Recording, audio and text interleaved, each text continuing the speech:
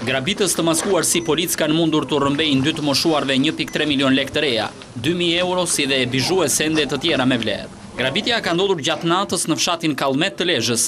Një makinë policie me fenelini është afruar banesës së familjes Gega, ku gjendeshin vetëm 2 të moshuarit, duke përdorur teknikën e një kontrolli të befasishëm.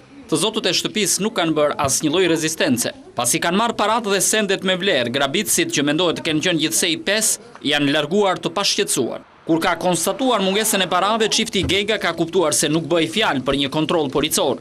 Bashkëshortët kanë njoftuar policinë e Lezhës, forca të shumta mbritën në Kallmet, por pa mundur të gjejnë asnjë gjurmë të autorëve të grabitjes.